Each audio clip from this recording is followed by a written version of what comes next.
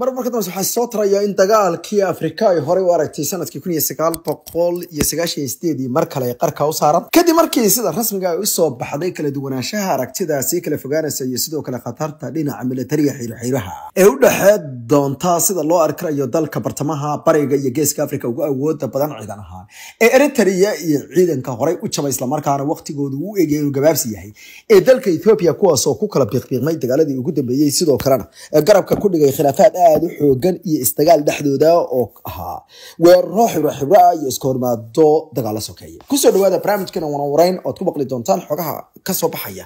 wadanka Eritrea oo si rasmi ah haatan loo shaacinayo in uu dagaal ugu diyaar garoobayo kolkaana doonaya in uu markan uu casar u dhigay Ethiopia isku dhan kadib markay goor sii horeysay arsadeen dalka Eritrea waxa loo arkaa in gardaraysi aad u xoogan ay Ethiopia iyo Tigray TPLF ay la doontaan xilligii Malasanaawi waxay u eekay dagaalkii lagu qaaday inuu ahaa mid loogu daraaday oo naxariista raaxa Eritrea waxay dareentay tuuto sidoo kale waxay dareentay in xataa qaaradda Afrika wadamo badan ay ka tageen Ethiopia ayay ahayd wadanka kaliya ee wajiga loo dhiganayay dalal badan iyo wadamo badanna ay mar walba ay ixtiraamiyeen hase yeeshee intii ay soo baxeen wararka iyo wacalaha ku aadan in Eritrea ay isku filaansho gaadhay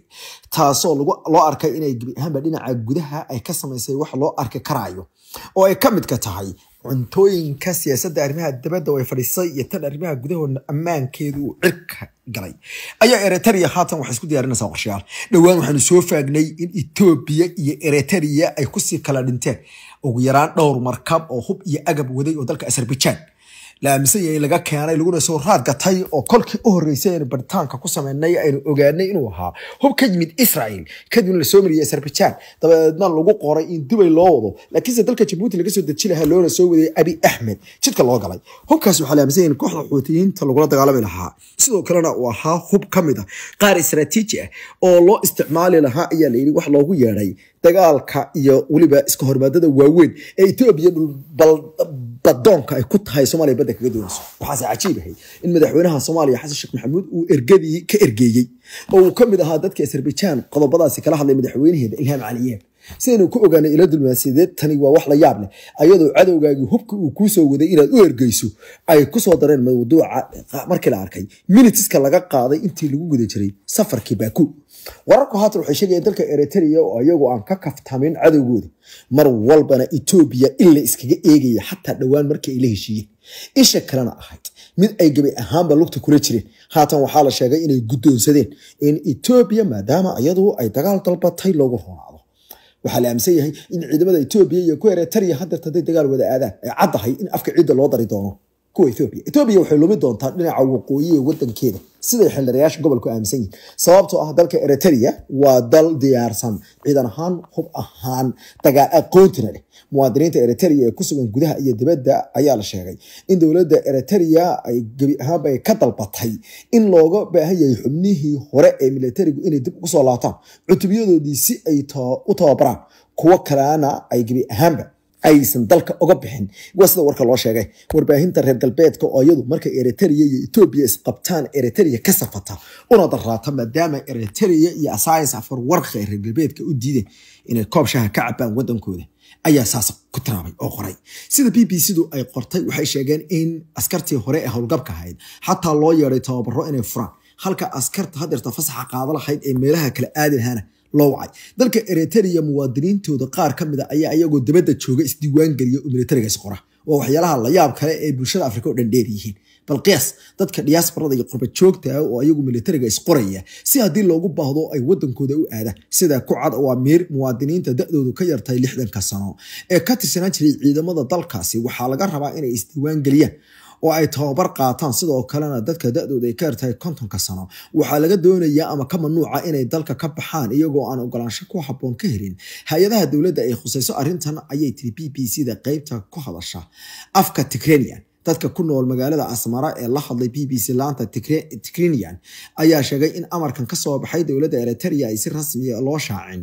sida ay sheegeen dadka deegaanka ayaana sheegay inay dhaqangal ka dhigan arrintan kadib markii ka war heleen oo ay tageen deegaanadii ay dalka uga bixi rabeen ama ay tageen goobihii ay ka heli jireen adeegyada kala duwan ee dowladda qaar ka mid ah dadka ayaa loo sheegay si hoose in markii adeegyada dowladda ay doonteen dadkii howlgabka ahaa ee saraakiisha militariga ahaa oo dowladda wali ay caawiso waxoogaa lacaga saabuun iyo sidoo kale dadka oo la siiyo mushaarkoodii qayb ka mida iyo raashin ayaa loo sheegay markay raashinka bilaha soo qaadanayeen inay usoo diyaar garoobaan inay macallimiin isu bedelaan qof kastoo muwaadina oo gaar ahaan kuwa wadaniyiinta waxay sheegeen in aad ugu farxeen markii ay sheegeen in loo baahday raggii waaweynaa ee 60 kor u dhaafay ee saraakiisha lagu dhaada jiray markana la yiri wadanka ayaad ciidankiisa tababaraysa haweeney u dhalatay dalka Eritrea oo ku nool wadan Yurub ah oo aan magaceeda qarisay sabab ammaan iyo tan qoyskeeda darteed iyo BBC-da laanta Tigrinian u sheegtay in hooyadeed iyo aabaheed ay ka codsadeen fiisaha bixitaanka si ay ugu safraan dalka ay ku nooshahay balse aabaheed oo horey uga tirsan jiray ciidamada militariga dalka Eritrea ayaa loo diiday fiisaha balse hooyadeed ogolaansho waa la siiyay sidaasna waxaa loogu sheegay aabaheed in dalku u baahan yahay inkastoo haweeneydan warka iyadoo ay xumeynayay maadaama ay warbaahinta reer galbeedka ay xanta siinaysay balse waa arrin la aaminsan yahay in aabaheed uu go'aansaday amarka ka soo baxay dowladda Eritrea ee soo marsiinaya dowladaha hoose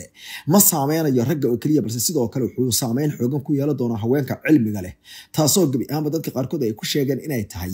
wax ay ka walaaciyaan inay dumarka dagaalka lagu celiyo balse inkastoo BBC-du ay saasi warka u qorayso dumarka iyo ragga dalka Eritrea waxa lagu yaqaanaa wadan jacayl inay ilkaha ciida ku qabtaan dadka ku nool magaalada caasimadda Asmara ayaa BBC-da waxay u sheegeen in shirar ay isugu yeereen